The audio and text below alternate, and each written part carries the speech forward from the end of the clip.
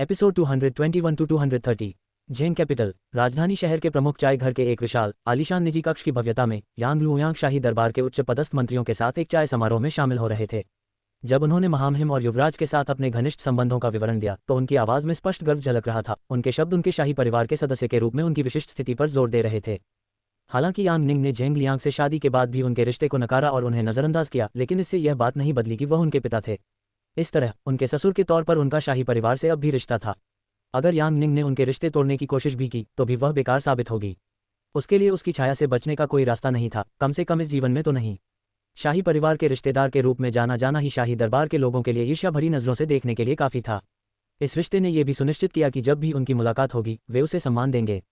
जब यांग लुयांग महामहिम के साथ अपने घनिष्ठ संबंधों का बखान कर रहे थे और मंत्रीगण उनकी प्रशंसा कर रहे थे तो कमरा हंसी मजाक और हंसी से गूंज उठा। अचानक दरवाज़ा चरमराया और एक पहरेदार प्रकट हुआ। उसने यांग लुयांग का अभिवादन करते हुए झुककर अभिवादन किया। पहरेदार को देखकर यांग लुयांग के चेहरे पर एक गहरी मुस्कान तैर गई। यांग लुयांग ने मित्रतापूर्वक हाथ हिलाकर अपने मेहमानों को जाने को कहा और उनसे वादा किया, हम बाद में महल में मिलेंगे। मंत्रियों के चले जाने के बाद गार्ड ने चुपचाप दरवाजा बंद कर दिया और यांग लुयांग के सामने खड़ा हो गया। उसकी नज़रें नीचे झुकी हुई थीं। यांग लुयांग को अच्छी खबर की उम्मीद थी, लेकिन विजयी मुस्कान की बजाय उस आदमी के चेहरे पर अपराधबोध के भाव थे और वह नज़रें चुराता हुआ सा लग रहा था। यांग लुयांग के माथे पर शिकन आ गई। क्या बात है? उसने ठंडी आवाज़ में पूछा। क्या तुमने मेरे आदेश का पालन किया? उसने अपना प्याला होठों तक उठाया और बढ़ते तनाव के बावजूद चाय की गर्माहट और खुशबू का आनंद लिया। गार्ड का चेहरा कुछ पीला पड़ गया, फिर उसने अपनी नज़रें उठाकर यांग लुयांग से मिलाईं।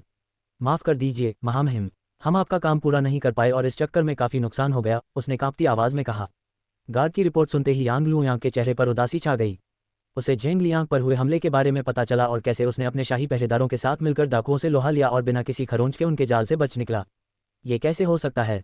यांग लुयांग ने अविश्वास से भरी आवाज़ में बुदबुदाया। हमने इस काम के लिए लगभग 30 डाकू भेजे थे। उसके मुट्ठी भर शाही रक्षक उन सबका सामना कैसे कर पाए? गार्ड के पास स्थिति का बचाव करने के लिए कोई शब्द नहीं था और वह चुप हो गया। उसकी निगाहें फर्श पर जमी हुई थीं। गार्ड का मौन और पराजित व्यवहार देखकर यांग लुयांग की हताशा उबल पड़ी। उसने मेज पर जोरदार तमाचा मारा और अपना भरा हुआ चाय का प्याला उस आदमी पर फेंकते हुए चिल्लाया, बेकार! तुम शाही गार्डों और जेंग लियांग से लड़ने के लिए इतनी बेबस टोली कैसे लगा सकते हो? उसकी निगाहें बर्फ की तरह जम गईं और उसने गार्ड को घूरा, जो उसके आदेश पर अंजाम दी गई नाकाम साजिश का सूत्रधार था। जेंग लियांग की यांग निंग के साथ शिनलिंग शहर की यात्रा के बारे में जानने के बाद यांग लुयांग ने इस हमले की योजना बड़ी सावधानी से बनाई थी। उसका इरादा जेंग लियांग नाम की बाधा को हमेशा के लिए अपने रास्ते से हटाना था। चूंकि महारानी महामहिम को कोई नुकसान नहीं पहुंचा पाई और उनकी योजना पूरी होने से पहले ही उन्हें निर्वासित कर दिया गया, इसलिए यांग लुयांग को एक कोने में धकेल दिया गया। इसलिए उसने सम्राट के बजाय सीधे जेंग लियांग को निशाना बनाने का फैसला किया। जेंग लियांग के बाहर होने से बुजुर्ग और कमजोर सम्राट से निपटना, विशेष रूप से अपने सबसे बड़े बेटे को खोने के बाद, काफ़ी आसान हो जाएगा। फिर भी उनके सैनिक, जो इस बुनियादी कार्य को करने में भी असमर्थ थे, खाली हाथ और असफल होकर लौट आए। वह आदमी घुटनों के बल गिर पड़ा और गिड़गिड़ाते हुए बोला, महाराज, मैं अपनी असफलता के लिए आपसे क्षमा चाहता हूँ। मैंने इस मिशन के लिए सबसे योग्य हत्यारों को नियुक्त किया था।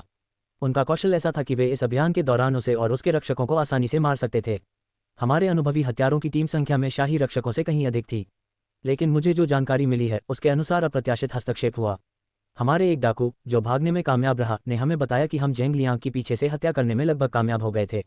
उस समय सभी शाही रक्षक हमारे आदमियों से लड़ने में व्यस्त थे, इसलिए वे जेंग लियांग की सहायता के लिए दौड़ नहीं सकते थे। लेकिन तभी एक अज्ञात व्यक्ति ने हमारे हत्यारे पर तीर चला दिया, जिससे हमारी योजना विफल हो गई। अगर ऐसा न होता तो हम जेंग लियांग को आसानी से खत्म कर सकते थे और किसी को भी इस हमले के बारे में कुछ भी शक नहीं होता। रक्षक ने नीचे देखते हुए और अपनी असफलता के कारण उदास स्वर में कहा। क्या कोई और भी शामिल था? कौन? यांग लुयांग की आंखें जिज्ञासा से भर गईं, लेकिन गार्ड जवाब में सिर्फ अपना सिर हिला सका। जो व्यक्ति भागने में कामयाब रहा वह हमलावर की पहचान नहीं कर पाया। उस समय माहौल बहुत अराजक था, इसलिए वह उस व्यक्ति, मिलॉर्ड, की पहचान नहीं कर पाया। यांग लुयांग के अंदर क्रोध उमड़ आया और उसने अपने दांत भींच लिए और गार्ड पर चिल्लाया, बाहर निकलो! मैं तुम्हारा दयनीय चेहरा नहीं देख सकता। बेकार! मैं ऐसे निकम्मे जानवरों से घिरा हुआ हूं जो अपनी ताकत और शक्ति का बखान तो करते हैं, पर अपने कर्तव्यों का पालन करने में लगातार असफल रहते हैं। बाहर निकल जाओ! वह गार्ड पर चिल्लाया, जिसने जल्दी से फर्श से टूटे हुए चाय के कप के बिखरे हुए टुकड़े उठाए और फिर कमरे से बाहर भाग गया। अकेले रह जाने पर यांग लुयांग ने अपनी भीगी हुई मुट्ठी मेज पर पटक दी और गुस्से से बोला, धिक्कार है! मुझे यकीन है कि जेंग लियांग इस मामले की जांच करने और मुझे फंसाने का यह मौका हाथ से नहीं जाने देगा। धिक्कार है नालायकों पर! यांग लुयांग इस स्थिति का इस्तेमाल जेंग लियांग को बाधा बनने से रोकने के लिए करना चाहता था, ताकि वह एक विश्वसनीय सलाहकार के रूप में महामहिम के और करीब आ सके। धीरे धीरे उसने शाही दरबार में और अधिक शक्ति हासिल करने की योजना बनाई। साम्राज्य में सर्वोच्च सत्ता तक पहुंचने का उसका रास्ता जेंग लियांग के रास्ते से हटने के बाद ही स्पष्ट होगा। हालांकि इस लगभग सफल प्रयास के बुरी तरह असफल होने के बाद उन्हें नहीं पता था कि भविष्य में उन्हें ऐसा सुनहरा अवसर कब मिलेगा। झेंग लियांग और यांग निंग की राजधानी की यात्रा अप्रत्याशित रूप से कुछ दिनों के लिए लंबी हो गई, क्योंकि नकाबपोश लोगों ने उन पर घात लगाकर हमला कर दिया, जिससे उनकी यात्रा में देरी हो गई। उनके लौटने पर राज दरबार में खलबली मच गई जब उन्हें पता चला कि जोड़े के भेष बदलने के बावजूद युवराज और राजकुमारी पर महल के बाहर हमला हुआ था। शिनलिंग शहर की उनकी यात्रा का विवरण केवल कुछ ही लोगों को पता था, फिर भी रास्ते में किसी ने उन पर हमला कर दिया था। हमले का कारण अभी भी अज्ञात था। क्या ये झेंग लियांग और यांग निंग को निशाना बनाने वाले स्थानीय डाकुओं का काम था, या यह शाही परिवार पर एक पूर्व नियोजित हमला था? यह अभी भी एक रहस्य था। हालात के बारे में सोचते हुए लोग इस घटना को महारानी से जोड़ने से खुद को नहीं रोक पाए। बेहद कम समय में शाही परिवार पर एक नहीं बल्कि 2 बार विपत्ति आ पड़ी थी। पहले तो सम्राट को जहर दिया गया और वे लगभग मर ही गए।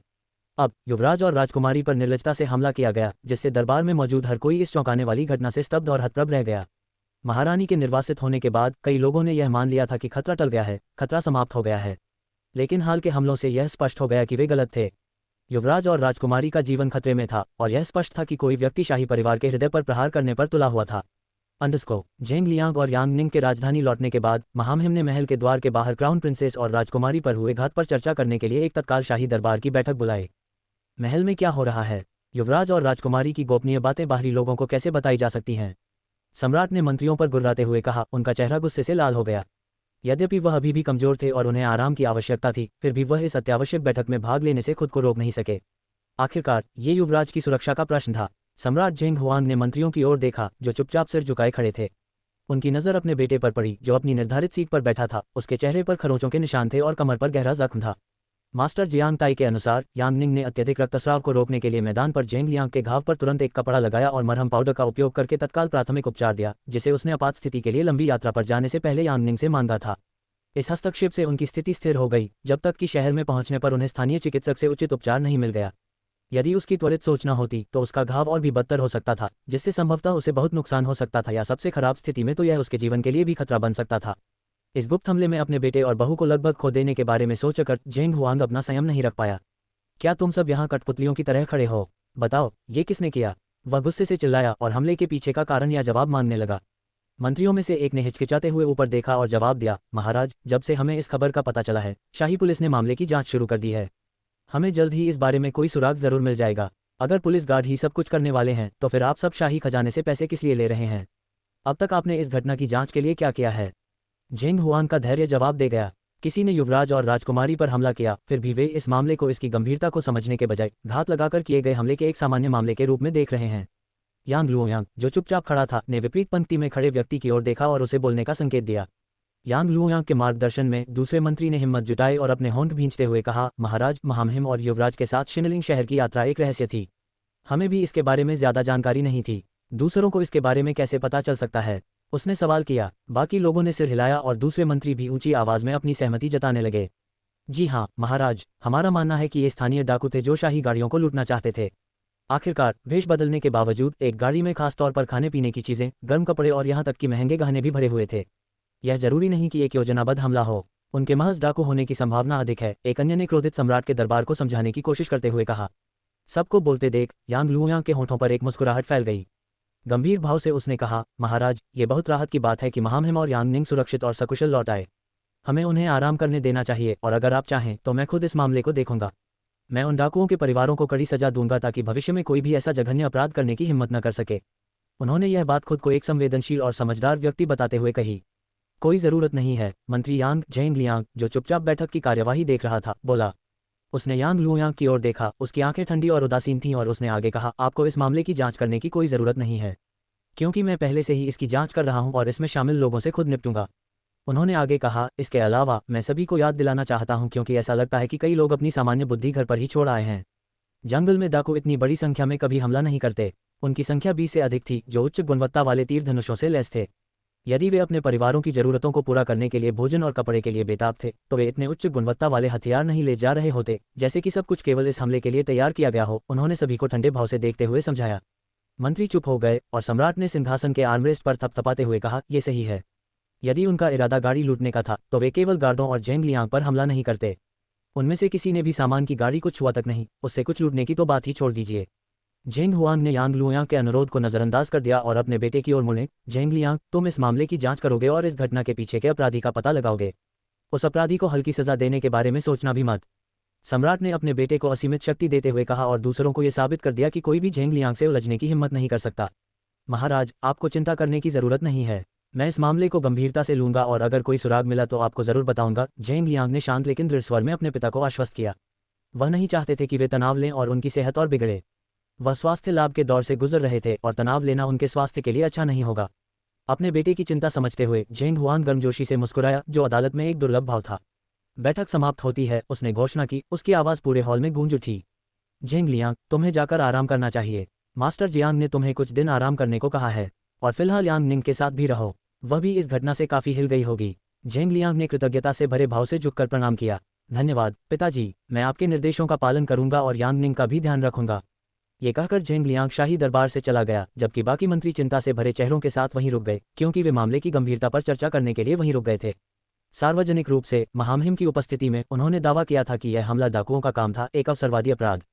फिर भी अपने मन में वे सभी जानते थे कि यह स्पष्टीकरण बहुत सरल और बहुत सुविधाजनक था।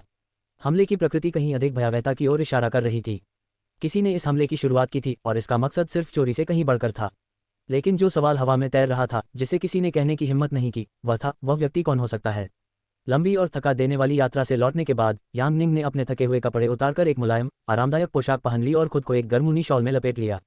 राजधानी शहर की सर्दी सिर्फ ठंडी ही नहीं बल्कि चुभने वाली और बेरहम भी थी, जिससे उसे शिनलिंग शहर की गर्मी की तलब लग रही थी। शिनलिंग शहर के गर्म और सुखद मौसम का आनंद लेते हुए वह राजधानी शहर के कड़ाके की ठंड के बारे में लगभग भूल ही गई थी। यांग निंग अपने मंद रोशनी वाले कमरे में खिड़की के पास खड़ी थी। उसकी नज़रें दूर बहती ठंडी झील पर टिकी थीं। पानी लगभग जम गया था और उसकी बर्फीली हवा उसके गालों से टकरा रही थी, जिससे वह कांप रही थी। लेकिन उसके विचारों की ठंडक के आगे शारीरिक ठंड कुछ भी नहीं थी। उसका मन उलझन और चिंता के तूफान से इतना भरा हुआ था कि उसे हवा का झोंका भी महसूस नहीं हो रहा था। अपनी वापसी के बाद से यांग निंग का मन शिनलिंग शहर से लौटते समय हुए अप्रत्याशित हमले में उलझा हुआ था। उपन्यास की समय रेखा पहले अप्रासंगिक लगती थी, क्योंकि यह महीनों बाद शुरू होती है जब झेंग लियांग पहले से ही सम्राट था। उसने सोचा था कि वह कथानक के मोड़ से सुरक्षित है और उसे अपनी किस्मत बदलने के लिए बस झेंग लियांग के सामने अपनी प्रतिष्ठा बदलनी होगी और यांग लुयांग से बचना होगा। अब हालांकि उसे एहसास हुआ कि इस तरह की एक घटना उपन्यास में भी घटित हुई थी, जहां झेंग लियांग निरीक्षण के लिए दूसरे शहर गया था और रास्ते में उस पर हमला किया गया था, जिससे उसकी कमर पर घाव हो गया था। हालांकि उपन्यास में ये घटना तब घटी जब वह सम्राट था और वह भेष बदलकर निरीक्षण के लिए गया था। उनके बीच जो अंतर था वह यह था कि उनके साथ जो महिला थी वह यांग निंग नहीं थी बल्कि मधुर और गुणी नायिका थी, जिसके चिकित्सा कौशल ने उसे प्रशंसा और प्रतिष्ठा दिलाई थी। अपनी यात्रा के दौरान झेंग लियांग और नायिका ने एक दूसरे को देखा, एक दूसरे को सांत्वना दी और एक दूसरे के करीब आ गए। कठिनाइयों में एक बंधन बना। झेंग लियांग की नायिका की दयालुता के प्रति प्रशंसा और गहरी हो गई और उसकी भावनाएं भी। ये घटना महत्वपूर्ण थी, जिसके कारण झेंग लियांग की उसके प्रति भावनाएं काफी बढ़ गईं। यांग निंग इस बात से हैरान थी कि उपन्यास में जिस तटीय शहर का जिक्र है वह शायद शिनलिंग शहर ही होगा। अगर ऐसा है तो ये घटना इतनी जल्दी क्यों घट रही है? क्या उसके हस्तक्षेप ने सचमुच कहानी के प्रवाह को बदल दिया था? मुख्य घटना महामहिम की मृत्यु टल गई थी, तो क्या इसका मतलब ये था कि उपन्यास की घटनाएं घट रही थीं, लेकिन अलग तरीके से? उपन्यास में यांग निंग की मृत्यु झेंग लियांग के हाथों हुई थी। अब उस घटना का क्या होगा? क्या वह अलग तरह से घटित होगी? आखिर उसके भाग्य में क्या लिखा है? ये कितना निराशाजनक है। यांग निंग ने थकान से सिर झुकाते हुए विलाप किया। सब कुछ अस्त व्यस्त था। शुरुआत में उसका एकमात्र लक्ष्य अपनी जान बचाना और इस दुनिया में उलझे बिना अपनी दुनिया में लौटना था। अब शादी करके और अपनी नई जिंदगी में ढलकर उसे एहसास हुआ कि घटनाएं अलग तरह से घटित हो रही थीं। लेकिन वह यह अनुमान नहीं लगा पा रही थी कि क्या होगा और कैसे होगा। क्या उसके हस्तक्षेप से कहानी में सकारात्मक या नकारात्मक बदलाव आए? वह खुद को बिना नक्शे के एक भटके हुए मुसाफिर की तरह महसूस कर रही थी, जो यह नहीं बता पा रही थी कि उसके कर्मों से सकारात्मक बदलाव आया है या नकारात्मक। क्या हो अगर इस दुनिया में उसका अंत हो, अपरिवर्तनीय, चाहे वह कितनी भी कोशिश कर ले भाग्य से? जब यांग निंग खुली खिड़की के सामने खड़ी होकर अपने विचारों में खोई हुई थी, तो वह चौंक गई जब किसी ने अचानक उसके कंधों पर एक ऊनी लबादा डाल दिया। वह पलटी और देखा कि झेंग लियांग उसके पीछे खड़ा है। ओह झेंग लियांग, तुम कब लौटे? क्या मीटिंग खत्म हो गई? उसने जिज्ञासा से भरी आवाज में पूछा। उसे नाम से पुकारने में जो असहजता थी वह अब गायब हो गई थी। कुछ महीनों तक उसके साथ रहने और समय बिताने के बाद उसे एहसास हुआ कि इस कठोर दुनिया में अन्य लोगों के विपरीत वह भले ही दूर दूर का लगता हो, लेकिन उसका हृदय कोमल था, जो भावनाओं और प्रेम से भरा हुआ था। कम से कम उसके प्रति तो वह कभी भी उतना कठोर नहीं रहा जितना वह दूसरों के प्रति दिखाता है। शिनलिंग शहर की यात्रा ने उसे उसके बारे में और ज्यादा समझने और पहले से कहीं ज्यादा उसके करीब महसूस करने का मौका दिया है। झेंग लियांग का चेहरा काला पड़ गया। उसकी आंखों में चिंता साफ झलक रही थी जब उसने ठंड से उसका पीला चेहरा देखा। उसने खिड़कियां खोल रखी थीं और उनके पास खड़ी थी, सिर्फ एक आरामदायक पोशाक पहने हुए थी और उसने एक ऊनी शॉल ओढ़ रखा था जो कड़ाके की ठंड से बचने में कोई मदद नहीं कर रहा था। चूंकि सूर्य अस्त हो रहा था, इसलिए तापमान और भी गिर गया था, जिससे ठंड और अधिक तीव्र हो गई थी। वे अभी अभी एक थका देने वाली यात्रा से लौटे थे जहां उसे आघात पहुंचा था और वह अभी भी थकी हुई और कमजोर थी। वह इतनी लापरवाह कैसे हो सकती थी कि उसे ठंड की परवाह न हो, इतने कम कपड़े पहने और खुद को बीमार करने का जोखिम उठा रही हो। उसने उसके हाथ थामे जो छूने पर बर्फ जैसे ठंडे लग रहे थे और डांटा, तुम यहाँ खड़ी क्यों थी और आराम नहीं कर रही थी? क्या तुम भूल गई कि हम कुछ ही घंटे पहले महल पहुंचे थे? मैंने तुम्हें आराम करने के लिए कहा था, यहाँ ठंड में खड़े रहने के लिए नहीं। उसकी आवाज़ दृढ़ लेकिन कोमल थी। जब उसने खिड़की बंद की और उसके पास आकर उसके छोटे से चेहरे को अपने गर्म हाथों में थाम लिया, उसने उसके सवालों को नज़रअंदाज कर दिया क्योंकि उसका ध्यान उसके बर्फीले ठंडे हाथों और पीले चेहरे पर था। यांग निंग ने उसकी तरफ देखा। उसकी कोमल भाव भंगिमा देखकर उसकी आंखें आश्चर्य से चौड़ी हो गईं। उसके हाथ उसकी ठंडी त्वचा पर एक सुखद गर्माहट की तरह महसूस हो रहे थे, जो सर्दियों की ठंड के विपरीत एक सुकून देने वाला विपरीत था। वह मुस्कुराई, उसे अपने हाथ और चेहरे को गर्म करने दिया और धीरे से बोली, नहाने के बाद मुझे नींद नहीं आ रही थी, इसलिए मैं यहाँ खड़ी होकर झील के पानी को देख रही थी। गर्म मौसम के विपरीत अब ये ज्यादा कठोर और ठंडा लग रहा है। बगीचे के सारे पौधे और फूल भी मुरझा गए हैं। उसने बात बदलने के लिए कहा। झेंग लियांग की आंखें नम हो गईं और उसने उसे अपने पास खींच लिया और लबादा उसके चारों ओर और कसकर लपेट दिया। तुम्हें अपना ज्यादा ख्याल रखना चाहिए, वह धीरे से बोला। उसकी आवाज़ में डांट का एक संकेत था, फिर भी स्नेह से भरा हुआ। मैं नहीं चाहता कि दूसरे लोग ये कहें कि तुम्हारा पति तुम्हारा ठीक से ख्याल नहीं रखता। झेंग लियांग के डांटने पर यांग निंग खिलखिलाकर हंस पड़ी। उसकी आंखें शरारत से चमक उठीं। ऐसा कहने की हिम्मत कौन करता है? आखिरकार तुम युवराज हो। पर हाँ, लोग जरूर बात करेंगे कि मैं तुम्हारा ख्याल नहीं रखती। क्या तुमने खुद को देखा है? हमारे वापस आने के बाद तुमने न तो कुछ खाया, न ही आराम किया और तुम चोटिल होने के बावजूद महल में इधर उधर दौड़ रहे हो। तुम पहले से ही घायल हो। क्या तुम अपनी चोट को और बदतर बनाना चाहते हो? उसका स्वर चंचल था, लेकिन उसकी आंखों में चिंता वास्तविक थी। झेंग लियांग ने अपनी भौहें ऊपर उठाईं। उसके मुंह के कोनों पर एक प्रसन्न मुस्कान तैर रही थी। अगर किसी ने तुमसे कुछ कहने की हिम्मत की तो मैं उसकी जबान काट दूंगा। मुझे नाक बांध सिकोड़ने वाले लोग पसंद नहीं हैं। यांग निंग ने उसकी तरफ देखा और उसकी मुस्कान चिढ़ाने में बदल गई। लेकिन मुझे गपशप करना बहुत पसंद है। क्या तुम मेरे साथ भी ऐसा करोगे? झेंग लियांग ने उसकी बड़ी बड़ी जिज्ञासु आंखों में देखा। उसका भाव नरम पड़ गया। तुम युवराज हो, तुम जो चाहो कर सकती हो। अगर तुम गपशप करना चाहती हो तो तुम्हें कोई नहीं रोक सकता। उसकी आवाज़ कोमल और श्रद्धा से भरी थी। तुम्हें सचमुच मीठी बातें करना आता है? यांग निंग ने अपना सिर हिलाया और दूसरी ओर देखने लगी। उसके होठों पर एक चंचल मुस्कान थी, जिससे उसने उसके हाथों को गर्म करने के लिए अपने हाथों से उसे रगड़ने दिया। उसके मन में चल रहे उलझे हुए विचार मानो धुंधले पड़ गए। स्थिति अभी भी उलझी हुई थी, पर कम से कम झेंग लियांग जैसा साथी तो उसके साथ था। उसकी उपस्थिति उसके उलझे हुए मन को शांत कर सकती थी और उसे अपने जीवन के अनिश्चित भविष्य के बारे में भूलने में मदद कर सकती थी। उसकी गर्मजोशी और स्नेह एक सुकून देने वाला मरहम था, एक कोमल याद दिलाता था कि आगे जो भी हो रहा है, उसका सामना करने में वह अकेली नहीं है। शाही दरबार की आपातकालीन बैठक के बाद महामहिम ने अगले दिन झेंग लियांग को अपने कक्ष में बुलाकर अपना निर्णय सुनाया। झेंग लियांग की चोटों के कारण महामहिम ने उन्हें शाही दरबार के कर्तव्यों से मुक्त कर दिया और 1 सप्ताह तक बिना किसी काम के आराम करने का आदेश दिया। मैं अपना काम जारी रखने में पूरी तरह सक्षम हूँ। मुझे केवल मामूली चोटें आई हैं, वे गंभीर नहीं हैं, झेंग लियांग ने जोर देकर कहा। उनकी आवाज़ निराशा से भर गई थी। शाही दरबार पर पहले से ही भारी कार्यभार है। उनकी अनुपस्थिति में इस लंबित कार्य का प्रबंधन कैसे होगा? हालांकि उनके विरोध को अनसुना कर दिया गया। सम्राट झेंग हुआंग अपने फैसले पर अडिग रहे और उन्होंने युवराज की जिम्मेदारियों को अन्य मंत्रियों में बांट दिया। उन्होंने आदेश दिया, इस अवधि के दौरान अन्य मंत्री अपने कर्तव्यों का पालन करेंगे और सीधे मुझे रिपोर्ट करेंगे। आपको बस आराम करना है और इस अवधि के दौरान यांग निंग के साथ रहना है। हमले के कारण वह भी डरी हुई होगी, उसकी अच्छी तरह देखभाल करो और मुझे अपनी बातें दोहराने पर मजबूर मत करो। सम्राट ने बहस की कोई गुंजाइश न छोड़ते हुए घोषणा की। इसके बाद झेंग लियांग के पास अपने पिता के निर्देश का पालन करने के अलावा कोई विकल्प नहीं था। महाराज सही थे। यांग निंग ने एक विभत्स दृश्य देखा था जो शायद उसके लिए सामान्य था, लेकिन उसके लिए यह भयावह था। हालांकि उसने अपनी भावनाएं उसके सामने प्रकट नहीं की थी, फिर भी वह जानता था कि वह बहुत हिल गई होगी। अपने पिता के निर्णय के पीछे का कारण समझते हुए झेंग लियांग ने कृतज्ञता से सम्राट की ओर देखा और आदरपूर्वक झुककर कहा, मैं समझ गया पिताजी, मैं आपकी आज्ञा के अनुसार कार्य करूंगा। सम्राट ने सिर हिलाकर उत्तर दिया, इस समय अपना ध्यान रखना। शाही दरबार के मामलों की चिंता मत करो। तुम्हारे पिता अभी भी साम्राज्य के सम्राट हैं और तुम्हारी अनुपस्थिति में सारा काम संभाल सकते हैं, इसलिए चिंता मत करो और अपनी चोटों के इलाज पर ध्यान दो। झेंग लियांग अपने पिता के सांत्वना भरे शब्दों पर मुस्कुराया और अंतिम प्रणाम करके अपने पिता के कक्ष से बाहर चला गया। शाही दरबार के कामकाज का भार एक बार फिर संभालने के बाद सम्राट ने शाही दरबार की बैठकें आयोजित करके खुद को काम में लगाना शुरू कर दिया। हालांकि ये बैठकें जानबूझकर संक्षिप्त रखी जाती थीं ताकि महामहिम को थकान न हो, फिर भी झेंग हुआन कम से कम शाही दरबार के दैनिक कामकाज में फिर से शामिल होने लगे। दरबार की प्रमुख महिला यूलिंग की मेहनती देखभाल और मास्टर जियांग द्वारा तैयार किए गए प्रभावी नुस्खों की बदौलत झेंग लियांग का स्वास्थ्य प्रभावशाली गति से सुधर रहा था। अब वह पहले की तरह बिस्तर तक सीमित नहीं रहता था, बल्कि महल में घूम फिर सकता था और शाही दरबार के कुछ कामों में भी शामिल हो सकता था। उनकी प्रगति स्थिर थी और महल धीरे धीरे अपनी लय में लौट रहा था और युवराज की अपने नियमित कर्तव्यों से अस्थायी अनुपस्थिति के साथ तालमेल बिठा रहा था। इस बीच झेंग लियांग, जो थककर चूर हो जाने तक काम करने का आदी था, उसके लिए जबरन आराम करना एक सजा के अलावा कुछ नहीं था। हालांकि कम से कम इस बार वह अपने कमरे तक सीमित नहीं था और दूसरे लोगों से मिल बैठ सकता था। इसके अलावा अब उसकी एक पत्नी भी थी जो उसके साथ रहती थी, जिससे उसे जो एक ज़बरदस्ती की सज़ा लग रही थी वह एक सुखद अनुभव में बदल गई। अंडरस्को 2 दिन बाद ड्रैगन पवेलियन। जेंग लियांग बिस्तर पर बैठा था, उसकी पीठ हेडबोर्ड से टिकी हुई थी, उसके हाथों में एक किताब थी। पढ़ने के बजाय उसकी नज़र शीशे वाली मेज के सामने बैठी महिला पर टिकी थी। वह तैयार हो रही थी, ध्यान से अपने गहने चुन रही थी और पहन रही थी। हालांकि उन्हें आमतौर पर सजना संवरना या गहने पहनना पसंद नहीं है, लेकिन क्राउन प्रिंसेस के रूप में उनकी भूमिका के लिए उन्हें हर समय आकर्षक दिखना जरूरी था। एक आदर्श सुंदर गुड़िया की छवि बनाए रखना बेहद थका देने वाला हो सकता था, लेकिन यह उनके शाही कर्तव्यों का एक हिस्सा था जिससे वह बच नहीं सकती थी। आखिरकार राजकुमारी होना केवल चमक दमक और ग्लैमर नहीं है। यांग निंग, जो तैयार हो रही थी, अपनी पीठ पर किसी की गहरी निगाहों का एहसास कर रही थी और जेंग लियांग की लगातार निगरानी से असहज हो गई। उसने भौहें चढ़ाईं और जब वह और बर्दाश्त नहीं कर सकी तो उसने मुड़कर उसकी तरफ देखा और पूछा, क्या क्या चाहते हो? अगर कुछ कहना है तो कह दो। तुम मुझे ऐसे क्यों घूर रहे हो? ये कितना डरावना है। वह नाटकीय ढंग से कांप उठी, ये दर्शाने के लिए कि उसकी निगाहें कितनी बेचैन कर देने वाली थीं। पिछले 2 दिनों से चून की जेंग लियांग को आराम करने के लिए कहा गया था और वह अब शाही दरबार में नहीं जा सकता था, इसलिए वह अजीब व्यवहार करने लगा था जो उसने पहले कभी नहीं किया था। वह अचानक ही मदहोश हो जाता और उसे लगातार घूरता रहता, सिर्फ इसलिए कि वह ऊब गया था। या क्या यह उसे चिढ़ाने का उसका नया तरीका था? जेंग लियांग यांग निंग की प्रतिक्रिया से चकित हो गया और उसने बेपरवाही से जवाब दिया, कुछ नहीं। मैं बोर हो रहा था, इसलिए समय बिताने के लिए बस तुम्हें देख रहा था।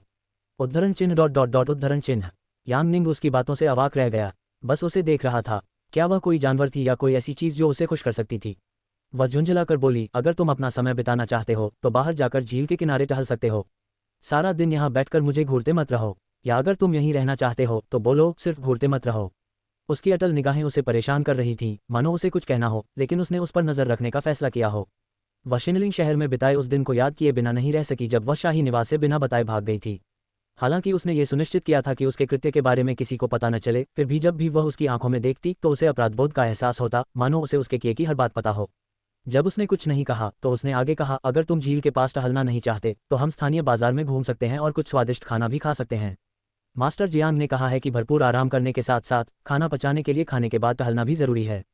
उसने सुझाव दिया, उसकी आंखें उत्साह से चमक रही थीं।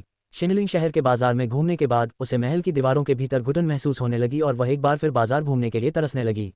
अगर वह उसके साथ जाती तो कोई दिक्कत तो नहीं होती, है ना? जेंग लियांग ने उसकी बातों से खुश होकर मुस्कुराते हुए उसकी तरफ देखा और बेपरवाही से कहा, बाहर बहुत ठंड है। तुम चाहती हो कि मैं, एक घायल इंसान, इस मौसम में बाहर जाकर टहलूं?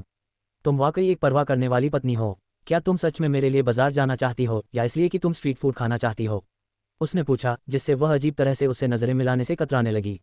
यांग निंग ने अपने होंठ भींच लिए, थोड़ा दोषी महसूस करते हुए अजीब तरह से हंसते हुए कहा, मैं तो मजाक कर रही थी।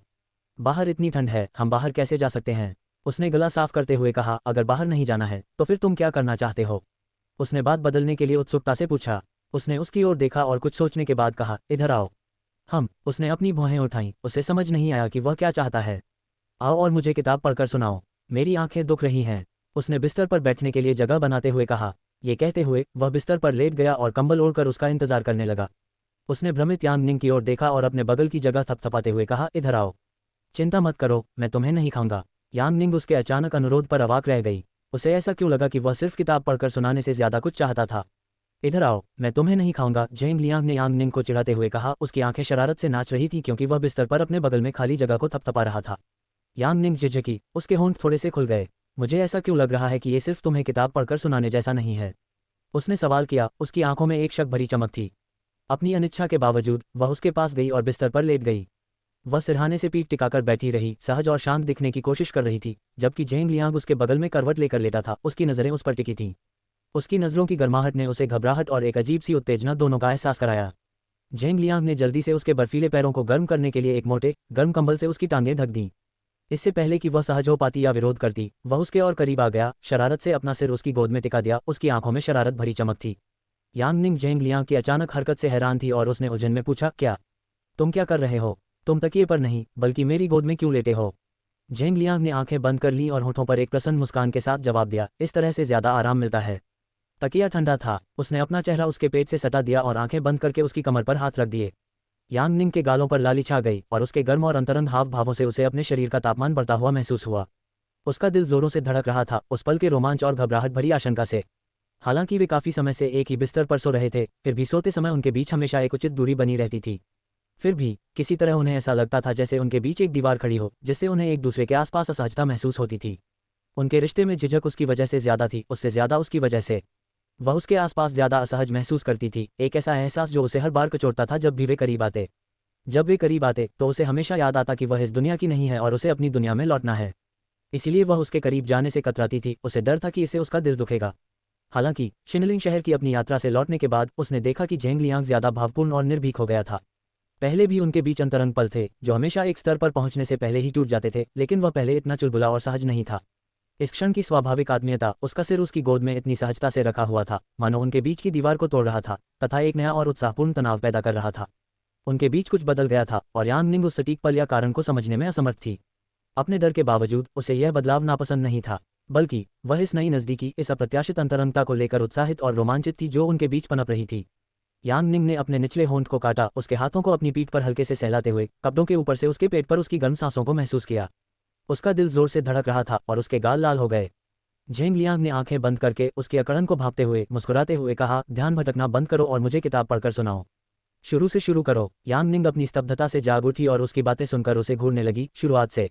क्या तुम कुछ समय से यह किताब नहीं पढ़ रहे हो? क्या तुमने उस समय कुछ नहीं पढ़ा था? उसने संदेह से पूछा। झेंग लियांग ने उसे कसकर गले लगाया और बेपरवाही से कहा, मैं भूल गया कि मैंने बात कहाँ छोड़ी थी, इसलिए शुरुआत से शुरू करो। उस पर भौहें चढ़ाते हुए और उसके आलिंगन में विवश महसूस करते हुए यांग निंग ने किताब उठाई और पढ़ना शुरू कर दिया। ठीक है, उसे किताब पढ़कर सुनाने में कोई बुराई नहीं है। उफ, ये तो बहुत बोरिंग है, उसने सोचा। किताब पढ़ते पढ़ते उसे नींद आने लगी। बेशक किताब पढ़ते पढ़ते उसकी आंखें दुख रही होंगी, यहाँ तक कि उसका सिर भी दर्द कर रहा था। उसने सोचा था कि वह कोई काल्पनिक उपन्यास या कुछ दिलचस्प पढ़ रहा होगा। दरअसल वह किसी ऐतिहासिक विद्वान की पत्रिका पढ़ रहा था जिसमें राजनीति, महल के कामकाज और शाही खजाने के प्रबंधन के बारे में लिखा था। उसने आह भरते हुए कहा, निश्चित रूप से उसकी रुचि अनोखी है, तथा उसे पढ़ते हुए वह अपना संयम बनाए रखने की कोशिश कर रही थी। जैसे ही यांग निंग ने पहले कुछ पन्ने पढ़े, उसकी झुकी हुई आंखें अचानक चौड़ी हो गईं।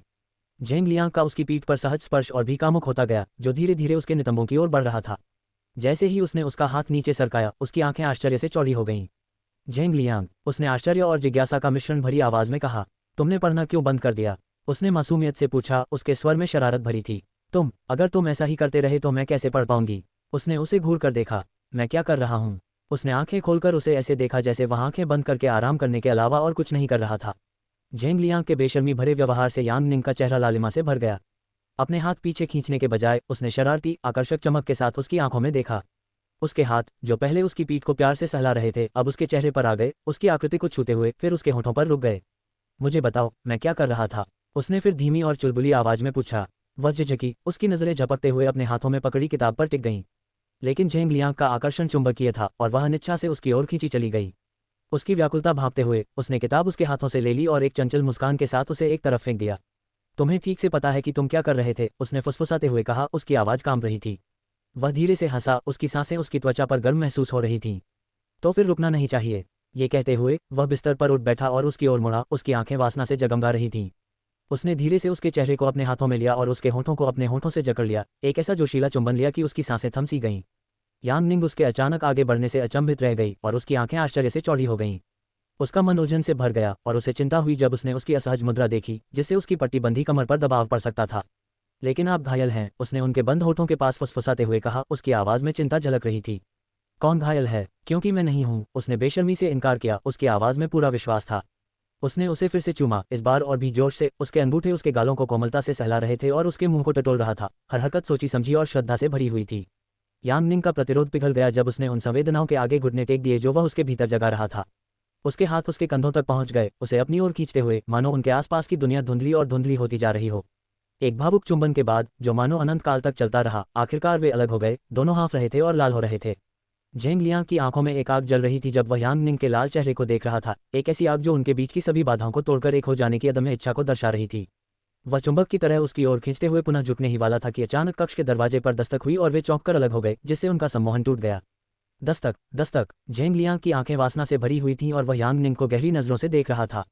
वह एक और चुंबन के लिए झुकने ही वाला था कि दरवाजे पर दस्तक ने उनके इस कोमल पल को अचानक बंद कर दिया। दस्तक, दस्तक। झेंग लियांग के माथे पर एक गहरी लकीर उभर आई जब उनके अंतरंग पल में एक बार फिर से खलल पड़ा।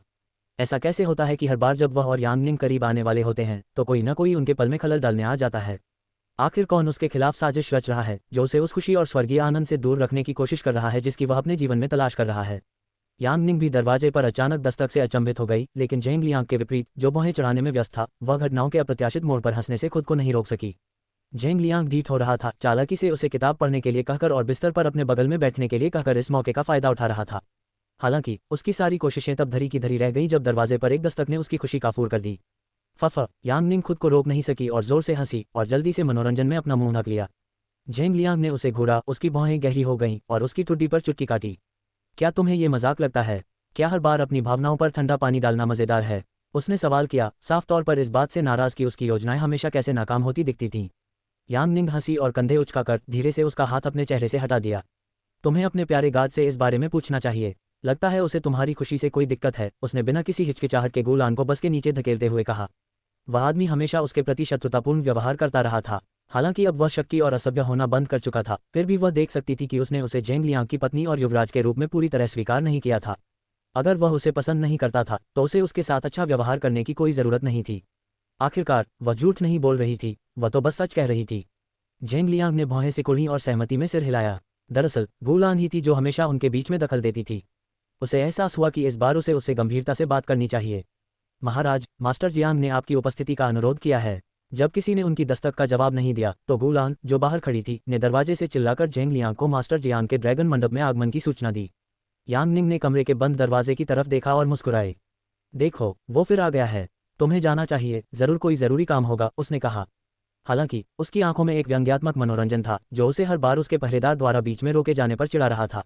जेंग लियांग की भौहें और गहरी हो गईं। वह अपने अंतरंग पलों को जारी रखना चाहता था और बाकी सब कुछ भूल जाना चाहता था। लेकिन चूंकि मास्टर जियांग मिलने आए थे, इसलिए वह जानता था कि उसके पास अपनी भावनाओं पर काबू रखने के अलावा कोई चारा नहीं है। नियंत्रण पाने के लिए तेज सांस लेते हुए उसने अपना गाउन सीधा करने और बिस्तर से उतरने से पहले यांग निंग को धीरे से उसकी पोशाक ठीक करने में मदद की। अंडरस्को गुलान, जो जेंग लियांग के आने का इंतजार कर रही थी, अंदर से दरवाजा खुलने पर उसकी ओर मुड़ी। महाराज, मास्टर जियांग, उसने अचानक अपने शब्द निगल लिए। जेंग लियांग के उदास चेहरे से मिलते ही उसके अंदर चिंता की लहर दौड़ गई। उसने अपने होंठ भींच लिए, जेंग लियांग के बिखरे बालों और अशुभ भावों को गौर से देखा। साफ था कि समय सही नहीं था। घबराहट में उसने फिर से निगला और गला साफ किया, फिर आगे बोला, मास्टर जियांग तुमसे मिलने आए हैं। वे तुम्हारे अध्ययन कक्ष में तुम्हारा इंतजार कर रहे हैं, उसने उसे बताया। जेंग लियांग की भौहें गहरी हो गईं। मास्टर जियांग के जाने के बाद मेरे अध्ययन कक्ष में आ जाना। हमें बात करनी है, उसने ठंडे स्वर में कहा। गुलान के होंठ खुल गए, पर वह चुप रहा। धिक्कार है, उसे पता था कि वह मुसीबत में है, पर उसे कैसे पता चलता कि सही समय है या नहीं। जेंग लियांग अपने अध्ययन कक्ष में जाने के लिए कक्ष से बाहर निकलने ही वाले थे कि गुलान को मास्टर जियांग का संदेश याद आया और उसने जल्दी से कहा, महाराज, मास्टर जियांग ने क्राउन राजकुमारी से भी मिलने का अनुरोध किया है। ये सुनकर यांग निंग, जो शीशे वाली मेज पर अपने कपड़े ठीक कर रही थी, दरवाजे की तरफ बढ़ी और गुलान की तरफ देखा। मास्टर जियांग ने मुझे भी बुलाया है, क्या कोई जरूरी बात है? उसने पूछा। इससे पहले कि गुलान उसके प्रश्न का उत्तर दे पाती, जेंग लियांग ने यांग निंग को अपने पास खड़ा होने के लिए जगह दी और धीरे से अपना गर्म मोटा ऊपरी वस्त्र उतारकर उसके कंधों पर डाल दिया। यांग निंग, जिसने घर के अंदर होने के कारण खुद को शॉल में नहीं लपेटा था, उसके इस विचारशील भाव से भावुक हो गई। वह जानता था कि उसका शरीर आसानी से ठंडा हो जाता है और कमरे का दरवाजा खुला होने से बाहर की बर्फीली हवा उनके गर्म तपते कमरे में घुसकर उसे ठंड लग सकती है। इसीलिए उसने उसके कंधों पर अपना ऊपरी वस्त्र डाल दिया, जो राजधानी की बर्फीली सर्दियों में गर्मी और आराम देने के लिए डिजाइन किए गए एक खास कपड़े से बना था। उसके इस व्यवहार ने न सिर्फ उसके ठंडे शरीर को गर्माहट दी, बल्कि उसके दिल को भी छू लिया। गुलान ने दोनों के बीच बातचीत देखी और यांग निंग के प्रश्न का उत्तर देने से पहले अजीब तरह से अपना गला साफ किया। हाँ, मास्टर जियांग ने बताया कि वह किसी को आपसे मिलवाना चाहते हैं और वह अध्ययन कक्ष में आपका और महामहिम का इंतजार कर रहे हैं। यांग निंग ने भौहें चढ़ाईं और असमंजस में पूछा, मुझे किसी से मिलवाओ? वह कौन हो सकता है? वह, मुझे इसके बारे में नहीं पता, गुलान ने हिचकिचाहट के साथ उत्तर दिया। जेंग लियांग ने यांग निंग की ओर देखा और गुलान की ओर मुड़ते हुए निर्देश दिया, उसे कुछ मिनट प्रतीक्षा करने के लिए कहो। यांग निंग को कक्ष छोड़ने से पहले गर्म कपड़े पहनने की जरूरत है। गुलान उसकी बात का मतलब समझ गया और जल्दी से मास्टर जियांग को संदेश देने दौड़ा। अध्ययन कक्ष की ओर लंबे लंबे कदम बढ़ाते हुए वह खुद को एक लंबी आह भरने से नहीं रोक सका। वह हमेशा गलत मौके पर ही क्यों टोक देता था। वह जानता था कि जेंग लियांग उसे दोबारा परेशान करने के लिए जरूर खूब खरी खोटी सुनाएगा। आने वाली फटकार की अनिवार्यता से घबराकर उसने गहरी सांस ली। अपने कंधों पर ऊनी लबादा डालने के बाद यांग निंग जेंग लियांग के साथ शामिल हो गई और साथ में वे अध्ययन कक्ष की ओर बढ़े, जहां मास्टर जियांग उनका इंतजार कर रहे थे। महामहिम और युवराज को नमस्कार। जैसे ही दंपति ने कमरे में प्रवेश किया, मास्टर जियांग अपने स्थान से उठकर सम्मानपूर्वक झुके। उनकी आवाज में उनके पद के अनुरूप औपचारिक शिष्टाचार झलक रहा था।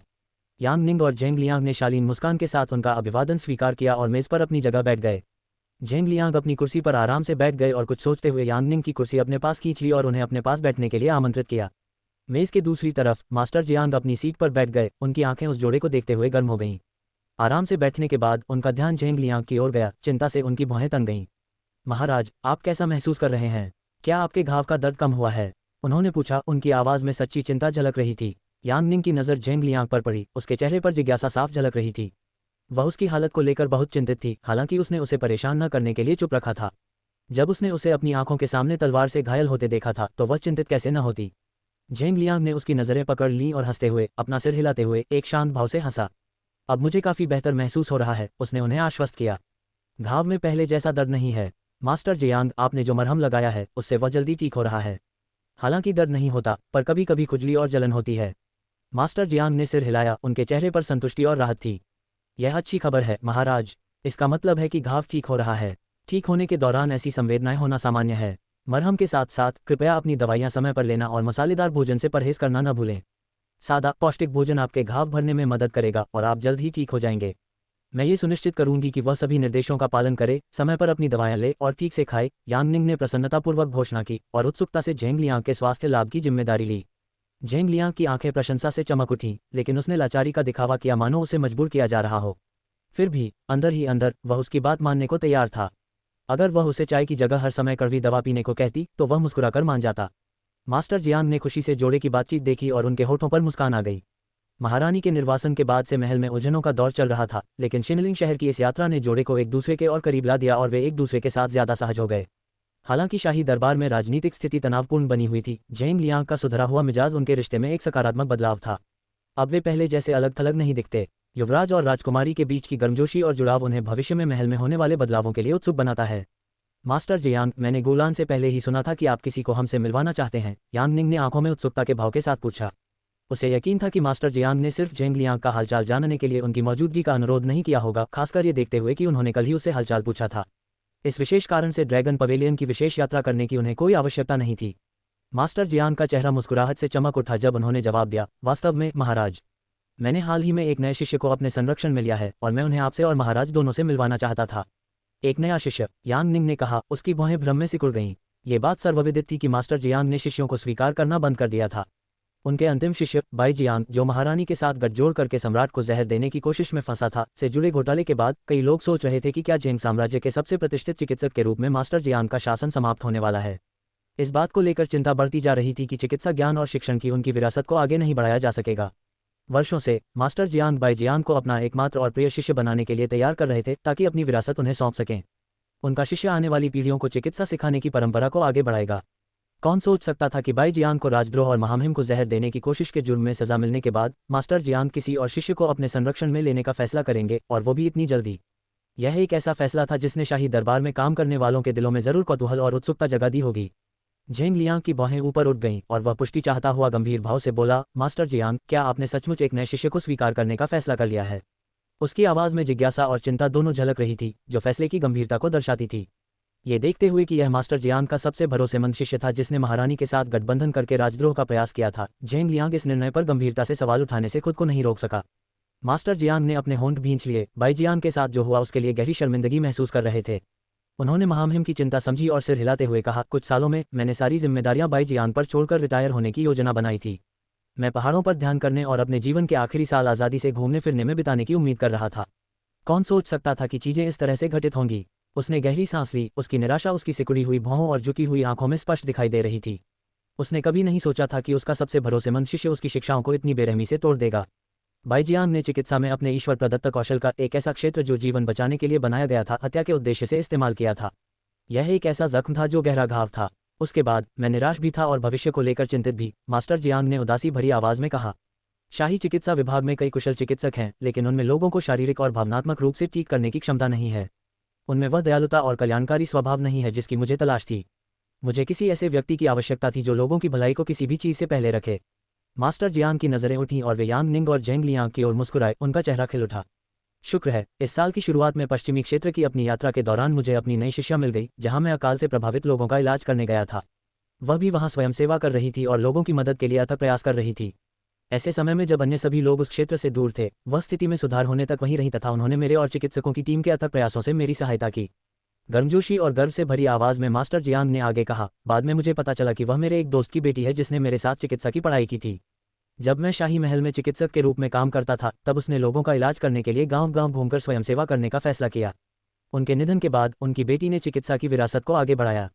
वह भले ही एक आम नागरिक हों, लेकिन इस क्षेत्र में उनके पिता के महान कार्य ने कई लोगों की जान बचाई है और अपने पिता की तरह ही वह भी दयालु हृदय की हैं और लोगों को ठीक करने की इच्छा रखती हैं।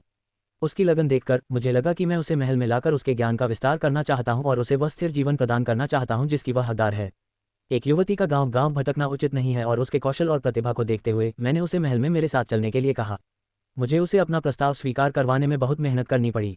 इस साल के अपने नियोजित चिकित्सा मिशन पूरे करने के बाद वह राजधानी आने के लिए तैयार हो गई। मुझे क्या पता था कि जब तक वह महल में आएगी तब तक मैं अपनी लंबे समय से विश्वसनीय शिष्या को खो चुका होऊंगा। मास्टर जियांग ने बाई जियांग के बारे में बात करते हुए और कैसे उसने उनका भरोसा तोड़ा, निराशा में आह भरी। इसीलिए मैंने निर्णय लिया है कि उसे कुछ समय के लिए शाही चिकित्सा विभाग में काम करने दिया जाए और उसे अपना आधिकारिक शिष्य बनाया जाए तथा चिकित्सा के बारे में अपनी शिक्षाएं और ज्ञान उसे दिया जाए। मास्टर जियांग के शब्दों के साथ ही कमरा गहरी समझ और सहानुभूति से भर गया। ये स्पष्ट था कि यह सिर्फ मार्गदर्शन का निर्णय नहीं था, यह एक विरासत को आगे बढ़ाने, बदलाव को अपनाने और अप्रत्याशित जगहों पर आशा खोजने का निर्णय था। झेंग लियांग और यांग निंग मास्टर जियांग की बातों से हैरान थे। उन्होंने पहली बार उन्हें किसी की इतनी तारीफ करते देखा था और उनकी जिज्ञासा बढ़ गई थी। यदि आपने किसी को चुना है तो मुझे यकीन है कि वह व्यक्ति निश्चित रूप से असाधारण होगा, झेंग लियांग ने कहा। उनके स्वर में मास्टर जियांग के निर्णय के प्रति सम्मान और विश्वास झलक रहा था। यांग निंग ने भी सिर हिलाया और मुस्कुराई। मैं उस व्यक्ति से मिलने के लिए उत्सुक हूं जिसे मास्टर जियांग ने अपना शिष्य चुना है। हालांकि मैं उसे यहाँ नहीं देख पा रही हूँ। क्या वह कहीं और गया है? उसने उत्सुकता से कमरे को घूरते हुए पूछा। मास्टर जियांग की मुस्कान चौड़ी हो गई और इससे पहले कि वह जवाब दे पाते उन्होंने दरवाजे पर दस्तक सुनी और उसके बाद एक मधुर आवाज आई, मास्टर, मैं उस व्यक्ति से मिलने के लिए उत्सुक हूं जिसे मास्टर जियांग ने अपना शिष्य चुना है। हालांकि मैं उसे यहाँ नहीं देख पा रही हूँ। क्या वह कहीं और गया है? यांग निंग ने उस शिष्य के बारे में पूछा जिसके बारे में मास्टर जियांग शेखी बघार रहे थे। उसकी आंखें उत्सुकता से कमरे को घूर रही थीं। इससे पहले कि बूढ़ा आदमी उसके जिज्ञासु प्रश्न का उत्तर दे पाता, वे सब दरवाजे की ओर मुड़ गए, जहां से एक कोमल और मधुर आवाज आ रही थी जिसने उनका ध्यान खींचा और दृश्य में एक नया रहस्य जोड़ दिया। मास्टर, दरवाजे पर एक खूबसूरत महिला खड़ी थी जिसने गहरे नीले रंग का एक सादा परिधान पहना हुआ था। वह हाथों में एक ट्रे पकड़े हुए उन पर खिलखिलाकर मुस्कुरा रही थी। उसके लंबे बाल एक सुंदर चोटी में बंधे थे और उसकी बड़ी बड़ी आंखें दयालुता से चमक रही थीं। अपनी साधारण पोशाक के बावजूद वह एक आंतरिक चमक बिखेर रही थी जो उसे और भी चमकदार बना रही थी। उसका चेहरा सौम्य और मधुर था और सबसे सादे रूप में भी उसकी पवित्रता और सुंदरता स्पष्ट थी। यांग निंग की भौहें आश्चर्य से ऊपर उठ गईं और उसने अपना सिर एक तरफ झुका लिया। उसके चेहरे पर उलझन साफ झलक रही थी। ये वही औरत थी जिसे उसने शिनलिंग शहर में बचाया था जब वह एक गुंडे से झगड़ रही थी। अगर उसे ठीक से याद है तो उस महिला ने कहा था कि वह राजधानी जा रही है, लेकिन यांग निंग ने कभी सोचा भी नहीं था कि वह महल में और खासकर ड्रैगन पवेलियन में पहुंच जाएगी। वह यहाँ क्या कर रही है? यांग निंग सोच में पड़ गई। उसके मन में सवालों की बाढ़ आ गई। यांग निंग अपनी उलझन में खोई हुई थी। मास्टर जियांग ने उस महिला को गर्मजोशी से मुस्कुराते हुए देखा और हाथ हिलाते हुए कहा, हो वेई, तुम्हें इतनी देर क्यों लगी? आओ और महामहिम और राजकुमारी का अभिवादन करो। उन्होंने उसे अंदर बुलाया। उनके स्वर में स्नेह और गर्मजोशी थी। युवती हो वेई ने अपने गुरु की ओर सिर हिलाया और अपनी निगाहें जमीन पर गड़ाए रखते हुए विनम्रता से झुककर झिझकते हुए अध्ययन कक्ष में प्रवेश किया। हाथों में एक ट्रे लिए हुए उसके चेहरे पर एक सौम्य मुस्कान थी। मेज के पास पहुंचकर उसने ध्यान से ट्रे मेज पर रखी और झेंग लियांग और यांग निंग का अभिवादन करने के लिए झुकी। उसकी आंखें सामने की सतह पर गड़ी थीं। उसके सम्मानजनक व्यवहार और शाही जोड़े से सीधे नजरें मिलाने से बचने से उनकी उपस्थिति में उसकी जगह का स्पष्ट बोध हो रहा था। महामहिम को नमस्कार, राजकुमारी को नमस्कार, उसने कहा। उसकी आवाज नर्म लेकिन स्पष्ट थी, जो उसके रूप में स्पष्ट अनुग्रह और विनम्रता को प्रतिध्वनित कर रही थी। मास्टर जियांग, ये तो? यांग निंग की नजरें सामने खड़ी महिला पर टिकी थीं और उसने थोड़ी झिझक के साथ पूछा। उसने महिला को पहचान लिया और इस अप्रत्याशित मुलाकात ने उसे चौंका दिया। बाहर से यांग निंग शांत और संयमित दिख रही थी, लेकिन अंदर ही अंदर घबराहट उबल रही थी। वह कैसे न चौंकती? उसने शाही निवास से भागने की बात झेंग लियांग से छुपाई थी और उसी दिन बाजार में उस औरत से उसकी मुलाकात हुई थी। क्या होगा अगर उसने अनजाने में झेंग लियांग के सामने यह बात बता दी? झेंग लियांग के साथ उसने जो भरोसा बड़ी मेहनत से बनाया था, अगर उसे पता चल गया तो वह टूट सकता था। आखिरकार इतनी मेहनत से उसने उसे यकीन दिला ही दिया था कि यांग लुओयांग की बेटी होने के बावजूद वह उसकी दोस्त है, दुश्मन नहीं। जब ये चिंताएं उसके दिमाग में घूम रही थीं तो एक और सवाल सामने आया, इस महिला और मास्टर जियांग के बीच क्या संबंध था? मास्टर जियांग ने यांग निंग और फिर झेंग लियांग की ओर देखा और कहा, महाराज, क्या मैंने पहले नहीं बताया था कि मैं अपनी नई शिष्या का आपसे परिचय कराना चाहता था? वह यहाँ है। उसका नाम हो वेई है। मैंने उसे अपनी अंतिम अनमोल शिष्या के रूप में स्वीकार कर लिया है। अब से वह महल में एक नर्स के रूप में काम करेगी और मेरे मार्गदर्शन में चिकित्सा के बारे में सीखेगी। उसने अपनी आवाज़ और आंखों में गर्व के साथ घोषणा की। वह इस बात से खुश था कि सब कुछ कैसे बदल गया। हालांकि उसने बाई जियांग जैसी महान सहायक को खो दिया था, उसे हो वेई मिल गई थी जिसके बारे में उसे पता था कि वह उसकी विरासत को आगे बढ़ाएगी। उसका उदार हृदय निश्चित रूप से एक चिकित्सक के महान पेशे के साथ न्याय करेगा। तो यह एक महिला है? यांग निंग ने अविश्वास से पूछा। उसकी नज़रें उस युवती पर टिकी थीं जो मास्टर जियांग की प्रशंसा सुनकर शर्म से मुस्कुरा रही थी। नज, वह वैसी नहीं है जैसी मैं समझ रही थी। उसने भौहें चढ़ाकर सबके सामने अपनी भावनाओं पर काबू पाने की कोशिश की। मास्टर जियांग ने सिर हिलाया, उनका चेहरा खुशी से चमक रहा था। हाँ, हालांकि हमारे यहाँ पहले कभी कोई महिला नज या सहायक नहीं रही, फिर भी मैं एक अपवाद बनाना चाहता था। मैं चाहता हूं कि वह जेंग साम्राज्य की पहली महिला नज बने। मुझे विश्वास है कि मुझसे सीखने के बाद वह भविष्य में एक महान शिष्या बनेगी। महामहिम राजकुमारी, कृपया इस विनम्र लड़की को अपनी शुभकामनाएं दें। उनके शब्दों में आशा और दृढ़ विश्वास का मिश्रण था, जो उनके नए शिष्य की क्षमता में उनके दृढ़ विश्वास को दर्शाता था। जहां एक और मास्टर जियांग गर्व से मुस्कुरा रहे थे, वहीं दूसरी ओर यांगनिंग के चेहरे पर जटिल भाव थे। मास्टर जियांग के शब्दों को सुनकर यांगनिंग को अपने सिर में हल्कापन महसूस हुआ, साथ ही एक हल्की भिनभिनाहट की आवाज भी आई। हो वेई, नाम याद करते हुए उसने मन ही मन सोचा। उसे एहसास हुआ जब उसे याद आया कि उस महिला ने शिनलिंग शहर में भी इसी नाम से अपना परिचय दिया था। उस समय तो ये नाम जाना पहचाना लगा था, लेकिन अब उसे पूरी तरह समझ आया कि उसने ये नाम पहले कहाँ सुना था। यह कोई और नहीं बल्कि उपन्यास की नायिका का नाम था, जहां नायिका मास्टर जियांग की सहायता के लिए पहली और एकमात्र नज के रूप में महल में प्रवेश करती है। उपन्यास में संयोगवश वह जेंग लियांग की सेवा करने लगी और बाद में उसने ये सुनिश्चित किया कि वह हमेशा उसके साथ रहे। उनका रिश्ता, जो शून्य से शुरू हुआ था, एक भावुक रिश्ते में बदल गया। इस प्रेम ने उपन्यास के नायक यांग लुयांग की भयावह योजनाओं को जन्म दिया, जिसने पर्दे के पीछे से पूरे खेल की योजना बनाई। यांगनिंग को बहकाकर उसके बदले इन बुरे कामों को अंजाम देने के लिए चारा बनाया गया। अंतिम परिणाम, कहानी की खलनायिका यांगनिंग की दुखद और दयनीय मृत्यु हुई। घटनाओं के इस भयावह मोड़ ने कहानी के सुखद अंत का मार्ग प्रशस्त किया, जिसकी शुरुआत जेंग लियांग और हो वेई के सुखद मिलन से हुई। तो आखिरकार वो आ ही गई। यांगनिंग का चेहरा पीला पड़ गया और उसे अविश्वास का एहसास हुआ जब उसे एहसास हुआ कि नायिका आखिरकार मुख्य कहानी में आ गई है। वह अपनी जिंदगी इतने आनंद से जी रही थी कि उसे याद ही नहीं रहा कि वह एक काल्पनिक दुनिया में है, जो किसी उपन्यास के पूर्व निर्धारित कथानक पर आधारित है। इससे भी ज्यादा चिंताजनक बात यह थी कि वह कहानी की नायिका नहीं बल्कि खलनायिका थी। अब जब नायिका आ गई है, तो क्या जेंग लियांग का रवैया बदलेगा, या उपन्यास में घटित घटनाओं के घटित होने के विचार मात्र से ही उसकी रीढ़ में सिहरन दौड़ गई, रोंगटे खड़े हो गए। वह उपन्यास के अंत से बचने के लिए अपनी पूरी कोशिश कर रही थी, फिर भी घटनाएं कहानी की ही तरह क्यों घटित हो रही थीं।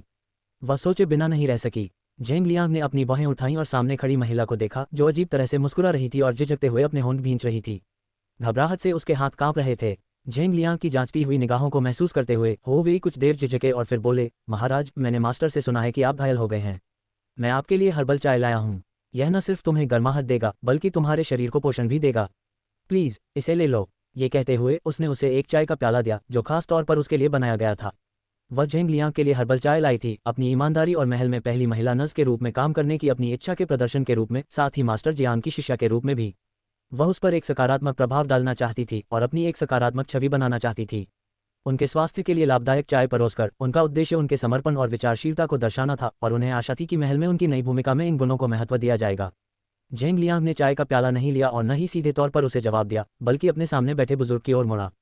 उसने कहा, मास्टर जियांग, मुझे आपके फैसले पर पूरा भरोसा है। मुझे पूरा विश्वास है कि आप अपने शिष्य का चुनाव बहुत सोच समझकर करेंगे। हालांकि उसने हो वेई को सीधे संबोधित नहीं किया, लेकिन उसके शब्द मास्टर जियांग के फैसले की अप्रत्यक्ष रूप से सराहना कर रहे थे। यद्यपि शाही चिकित्सा विभाग में एक महिला की नर्स के रूप में नियुक्ति से महल में अराजकता पैदा हो सकती थी, क्योंकि यह जेंग साम्राज्य के इतिहास में पहली बार होगा कि किसी महिला को मास्टर जियांग के शिष्य के रूप में इतना प्रतिष्ठित पद दिया जाएगा, फिर भी जेंग लियांग इस निर्णय से संतुष्ट थे। उसे मास्टर जियांग के फैसले पर पूरा भरोसा था और उसे विश्वास था कि यह सही फैसला है। इससे भी बढ़कर वह इस महिला की लोगों के प्रति करुणा और सहानुभूति से वाकिफ था, और वह उनकी पीड़ा के प्रति उसकी सच्ची चिंता को पहचानता था। ऐसा लगता है कि पाठ अचानक ही समाप्त हो गया है, लेकिन मैं आपके द्वारा दी गई जानकारी को संशोधित कर दूंगा। यांगनिंग की तरह जेंग लियांग ने भी अपने सामने खड़ी उस महिला को पहचान लिया। ये वही महिला थी जो शिनलिंग शहर के बाजार में एक बुजुर्ग महिला के लिए झगड़ पड़ी थी, वही बुजुर्ग महिला जिसे यांगनिंग ने पिछले दिनों बचाया था। वह याद उसके ज़हन में ताज़ा थी और उसे यकीन ही नहीं हो रहा था कि इतने अलग हालात में उनकी राहें एक बार फिर मिल गई थीं। सौभाग्य से वह उस समय उस गली से गुजर रहा था और उसे यांगनिंग का एक साहसी पक्ष देखने का अवसर मिला, एक ऐसा पहलू जो उसने पहले कभी नहीं देखा था। इस अनुभव ने उस पर गहरी छाप छोड़ी और उसके चरित्र की उसकी समझ को और गहरा किया। वह मन ही मन मुस्कुराया, ये सोचकर कि हो वेई को महल में देखकर यांगनिंग कितनी घबरा गई होगी। आखिरकार उसे नहीं पता था कि उसे शाही निवास से उसके गुप्त प्रस्थान की जानकारी थी। उसके होंठ एक जानबूझकर मुस्कुराहट में मुड़ गए और उसने यांगनिंग की ओर ध्यान से देखा, उसके भावों को देखकर। लगता है वो मेरी उम्मीद से ज्यादा हैरान है, उसने मन ही मन हंसते हुए सोचा। उसने जल्दी से खुद को संभाला और उदासीनता का भाव बनाए रखा। राजकुमारी, मास्टर जियांग यांगनिंग की ओर मुड़े, जो वहीं जमी हुई लग रही थी। उसके चेहरे पर जटिल भावनाएं उभर आई थीं। क्या तुम मुझसे कुछ कहना चाहोगी? उन्होंने विनम्रता और संयम से पूछा। यांगनिंग ने घबराहट में एक घूंट भरा और कुछ कह पाती उससे पहले ही उसकी लार गले में अटक गई और अचानक उसे खांसी आने लगी। जेंग लियांग ने चौंककर जल्दी से उसकी पीठ थपथपाए और ट्रे से हर्बल चाय उठाकर उसे थमा दी। लो, इसे पी लो, इससे तुम्हें अच्छा लगेगा, उसने धीरे से कप उसके होंठों से लगाते हुए कहा। हो वेई की आंखें आश्चर्य से चौड़ी हो गईं जब जेंग लियांग ने हर्बल चाय का कप चुना जो उसने विशेष रूप से उसके लिए बनाया था। हालांकि यह हर्बल थी और राजकुमारी को कोई नुकसान नहीं पहुंचाएगी, फिर भी उन्होंने ये चाय खास तौर पर महामहिम के लिए बनाई थी। यांग निंग के लिए उन्होंने दूसरे नौकरों से सलाह ली थी और खास तौर पर उनकी पसंद के हिसाब से चाय बनवाई थी। इससे पहले कि वह जेंग लियांग को याद दिला पाती कि यह हर्बल चाय है, यांग निंग के लिए नहीं, उसने पहले ही उसे कप से कुछ घूंट पिला दिए और प्यार से उसकी पीठ थपथपाए। हालांकि जब हो वेई ने ऊपर देखा और राजकुमारी को देखा जो अभी भी अपनी खांसी से उबर रही थी, तो वह अचंभित होकर उसे पहचान गई। उसके चेहरे पर एक अजीब सा भाव था, उसकी आंखें चौड़ी हो गईं क्योंकि उसे एहसास हुआ कि उसके सामने जो चेहरा था वह उसी महिला का था जिसने कुछ हफ्ते पहले शिनलिंग शहर में उसे एक गुंडे से बचाया था। स्मृतियां इतनी स्पष्ट हो गईं मानो ये कल ही घटित हुआ हो और वह क्षण भर के लिए शब्दों के अभाव में खो गईं। उस समय उसने साधारण कपड़े पहने हुए थे, लेकिन अब उसने एक हल्के सफेद रंग की सुंदर पोशाक पहनी हुई थी जिसके साथ एक ऊनी लबादा भी था। वह पिछली मुलाकात से अलग दिख रही थी, फिर भी हो वेई को यकीन था कि यह वही औरत है। हर्बल चाय पीने के बाद जिससे उसके सूखे गले को आराम मिला, यांग निंग शांत हुई और आखिरकार उसने अपनी सांसें संभालीं। खुद को नियंत्रित करने के लिए गहरी सांस लेते हुए उसने ऊपर देखा तो जेंग लियांग की चिंतित निगाहें उस पर थीं। क्या अब तुम बेहतर महसूस कर रही हो? जेंग लियांग ने उसकी पीठ थपथपाते हुए उसकी आंखों में चिंता भरी नजरों से पूछा। यांग निंग ने उसकी तरफ सिर हिलाया और मुस्कुराए। मैं ठीक हूँ, कुछ खास नहीं हुआ, उसने गले को और आराम पहुंचाने के लिए चाय का एक और घूंट लेते हुए कहा। जब वह अपनी खांसी से उबर रही थी और चाय से मिली राहत का आनंद ले रही थी, तभी उसने हो वेई के अजीब से चेहरे पर भाव देखे। आह, तुम यहाँ कैसे हो वेई ने आश्चर्य से पूछा, उसकी आंखें अविश्वास से फैल गईं। मास्टर जियांग ने हो वेई के राजकुमारी के प्रति सहज स्वर पर अपनी भौहें चढ़ाईं और कठोर स्वर में भौहें चढ़ा लीं। हो वेई, ये कैसा व्यवहार है? क्या तुम राजकुमारी से ऐसे ही बात करती हो? राजकुमारी? हो वेई ने अविश्वास से पूछा, उसे यकीन नहीं हो रहा था कि उसने सही सुना है या नहीं। उसके मन में एक विचार कौंध रहा था कि कैसे राजकुमारी बाजार में किसी को बचाने के लिए एक गुंडे से लड़ रही है। क्राउन प्रिंसेस ने सड़क पर किसी अजनबी की रक्षा के लिए ऐसा क्यों किया? इन सवालों ने उसकी उलझन और हैरानी को और बढ़ा दिया। राजकुमारी? मास्टर जियांग के इस खुलासे पर हो वेई की आवाज़ गले में अटक गई। वह स्तब्ध होकर यांग निंग को देखने लगी, उसका मन उथल पुथल हो रहा था। क्या सच में उस दिन उसे बचाने वाला कोई और नहीं बल्कि साम्राज्य की राजकुमारी ही थी? उसने अविश्वास से मुंह ढक लिया, उसकी आंखें चौड़ी हो गईं और वह उस चौंकाने वाली सच्चाई से जूझ रही थी। अब उसे समझ आया कि उसने क्यों महसूस किया था कि वह महिला कोई साधारण इंसान नहीं है, जबकि उसने साधारण कपड़े पहने थे। उस दिन वह महिला बहुत ही जर्जर दिख रही थी, सादे कपड़े पहने, बिखरे बालों में और चेहरे पर थकान के निशान। फिर भी अपनी साधारण शक्ल सूरत के बावजूद उसके व्यवहार में एक अनोखा आकर्षण था, एक ऐसा आकर्षण जिसने हो वेई समेत सभी को मंत्रमुग्ध और स्तब्ध कर दिया था। अपनी स्तब्धता से बाहर आकर और स्थिति की गंभीरता को समझते हुए हो वेई ने तुरंत अपनी पीठ नीचे की और गहरी क्षमा याचना भरी दृष्टि से झुककर प्रणाम किया। महाराज, कृपया मेरी अज्ञानता को क्षमा करें, मैं नहीं पहचान पाई कि आप युवराज हैं। अपनी इस दृष्टता के लिए क्षमा चाहती हूँ, उसने प्रणाम करते हुए कहा। मास्टर जियांग ने उसके असामान्य शब्दों पर अपनी भौहें सिकोड़ लीं और उनकी आवाज़ में उलझन भर गई जब उन्होंने पूछा, तुम्हारा क्या मतलब है कि तुमने उसे नहीं पहचाना? क्या मैंने तुम्हें महारानी से पहले नहीं मिलवाया था? तुम अब भी ऐसी ढीठ गलती कैसे कर सकते हो? यदि क्राउन प्रिंसेस नहीं, तो कौन महामहिम के बगल में बैठने की हिम्मत करेगा? मास्टर जियांग ने हो वेई को एक समझदार बच्ची माना और वह ये समझने में असमर्थ था कि वह महामहिम और क्राउन प्रिंसेस के सामने इतना अजीब व्यवहार क्यों कर रही थी। यांग निंग ने अपने होंठ भींच लिए, उस लड़की के लिए बुरा महसूस कर रही थी जिसे मास्टर जियांग ने बिना किसी वजह के डांट दिया था। उसने गला साफ किया और हो वेई को आश्वस्त करने से पहले सावधानी से जेंग लियांग की ओर देखा। कोई बात नहीं, तुम्हें माफ़ी मांगने की ज़रूरत नहीं है, प्लीज़ खड़े हो जाओ। हो वेई एक पल के लिए झिझकी, फिर उठी। यांग निंग को देखते हुए उसकी आंखें हैरानी और प्रशंसा से भर गईं। महाराज, आप सचमुच एक उदार व्यक्ति हैं। उस दिन मुझे बचाने के लिए शुक्रिया। आपसे इस तरह मिलना मेरे लिए सम्मान की बात है, उसने कहा, उसकी आंखों में सच्ची खुशी झलक रही थी। हो वेई सचमुच यांग निंग की बहुत प्रशंसा करती थी, सिर्फ उसकी ताकत के लिए नहीं बल्कि इसलिए भी कि उस दुर्भाग्यपूर्ण दिन जब किसी और ने आगे बढ़ने की हिम्मत नहीं दिखाई थी, वही अकेली थी जिसने उसकी और एक बुजुर्ग महिला की रक्षा की थी। राजधानी पहुंचने पर वह उससे मिलने के लिए बहुत उत्सुक थी, लेकिन उसने कभी नहीं सोचा था कि उनकी दूसरी मुलाकात इस तरह होगी। ये खुलासा आश्चर्यजनक से अधिक चौंकाने वाला था। तुम्हें पिछले दिन बचाया था। क्या तुम और क्राउन प्रिंसेस पहले कभी मिले हो? मास्टर जियांग ने पूछा, उसकी भौहें भ्रम में सिकुड़ गईं। हो वेई के जवाब देने से पहले ही यांग निंग बातचीत में कूद पड़ी और बोली, आह, मैं उससे शिनलिंग शहर में मिली थी जब जेंग लियांग और मैं शहर के दौरे पर थे। जब वह दुकानों का निरीक्षण कर रहा था तो मैं उससे टकरा गई और उसे ज़मीन पर गिरने से बचा लिया। ये बस एक छोटी सी मुलाकात थी। वह अजीब तरह से हंसी और बहाने की आड़ में बोली। यद्यपि उसकी मुस्कुराहट बनावटी थी, उसकी नज़रें हो वेई पर टिकी हुई थीं तथा वह चुपचाप उससे सच्चाई उजागर न करने की विनती कर रही थी। यांग निंग की कहानी पूरी तरह झूठ नहीं थी, वे शिनलिंग शहर में मिले थे, लेकिन फिर भी उसे जेंग लियांग को पूरा सच न बता पाने का अफसोस था। एक छोटे से झूठ ने दूसरे झूठ को जन्म दिया था और अब उसे उससे झूठ बोलते रहना था। उसे लगातार झूठ बोलने का यह एहसास बिल्कुल पसंद नहीं था। वो मीठे झूठ की बजाय कड़वे सच को ज़्यादा पसंद करती है, फिर भी बेशर्मी से उससे एक के बाद एक झूठ बोलती रहती है। ये बहुत गलत है और इससे उसे और भी बुरा लगता है जब भी उसे उसके सामने कोई बहाना बनाना पड़ता है। उसने गहरी सांस ली और उसे सब कुछ सच सच बताने का फैसला किया। ऐसा नहीं चलेगा, मैं उससे हर समय झूठ नहीं बोल सकती, मुझे कुछ करना होगा। यांग निंग की हताश निगाहों को देखकर हो वेई असमंजस में पड़ गई। उसे समझ नहीं आ रहा था कि यांग निंग असली कहानी बताने से क्यों हिचकिचा रही है। आखिरकार उसने उसे गुंडों से बचाया था, क्या यह एक नेक काम नहीं था? उसने मन ही मन सोचा। हालांकि यांग निंग की सच्चाई बताने की स्पष्ट अनिच्छा को समझते हुए उसने समझ में सिर हिलाया और साथ देने लगी। हाँ, महारानी ने मुझे गिरने और चोट लगने से बचाया। मैं उन्हें पहचान ही नहीं पाए क्योंकि वे उस दिन से बहुत अलग दिख रही थीं। उस समय उन्होंने सादे और साधारण कपड़े पहने थे, लेकिन अब वे किसी झील से निकले सुंदर हंस जैसी लग रही हैं। उसने गर्मजोशी से तारीफ की। यांग निंग ने राहत की सांस ली और आभारी रही कि हो वेई ने उसके झूठ का पर्दाफाश नहीं किया, बल्कि उसकी कहानी का समर्थन किया। इस बीच झेंग लियांग, जो उनके बीच हो रही बातचीत को गौर से देख रहा था और जिस तरह से यांग निंग भौहें चढ़ाकर हो वेई को सच न बोलने का संकेत दे रही थी, उसे बहुत खुशी हुई। यांग निंग के राज के बारे में उसे पहले से ही पता था, लेकिन उसका ये रूप उसे मज़ेदार लग रहा था। अपनी हरकतों को छिपाने की उसकी जिद उसे और भी ज्यादा प्यारी और दिलचस्प बना रही थी। अंडस्को मास्टर जियांग द्वारा हो वेई को अपनी नई शिष्या और शाही चिकित्सा विभाग की पहली नर्स के रूप में पेश करने के बाद यांग निंग अपने कक्ष में वापस चली गईं, जबकि झेंग लियांग गुलैन से महत्वपूर्ण मामलों पर बात करने के लिए रुक गए। जब वह अपने कमरे में वापस आए तो यांग निंग अभी भी पहले लगे सदमे से हिली हुई थी। उसने जियाओ वेई से ठंडे पानी का एक जग मांगा। जियाओ वेई हैरान रह गई। माँ, ये लीजिए आपका ठंडा पानी, उसने जग मेज पर रखते हुए कहा। बर्फ जैसी ठंड थी और उसे आश्चर्य हुआ कि यांग निंग को इस मौसम में गर्म पानी की बजाय ठंडा पानी क्यों चाहिए होगा। जियाओ वेई के जाने के बाद यांग निंग ने अपनी तेज धड़कन को शांत करने के लिए 2 गिलास ठंडा पानी गटक लिया। बर्फीली ठंड से उसके होंठ सुन्न हो गए और दिमाग जम सा गया, लेकिन फिर भी वह बेचैनी महसूस कर रही थी। मैं कैसे भूल सकती हूँ कि मैं इस कहानी की हीरो नहीं बल्कि खलनायिका हूँ, उसने गहरी सांस लेते हुए खुद से कहा। मैं इतनी अच्छी जिंदगी जी रही थी कि मुख्य किरदार को भूल ही गई। वह बिस्तर पर बैठ गई, विचारों में खोई हुई। अब क्यों सब कुछ ठीक हो रहा था? मैं अपनी जिंदगी में और कोई ड्रामा नहीं चाहती। वह तकिए को गले लगाते हुए चिल्लाए। उसके द्वारा किए गए तमाम बदलावों के बावजूद कहानी अभी भी योजना के अनुसार चल रही थी। मुख्य पात्र अब भी महल में ही पहुंच रहा था। ऐसा लग रहा था कि वह इससे बच नहीं सकती, लेकिन तभी उसके मन में एक ख्याल आया। जरा रुको, वह उठते हुए बोली। झेंग लियांग और मैं अब करीब हैं।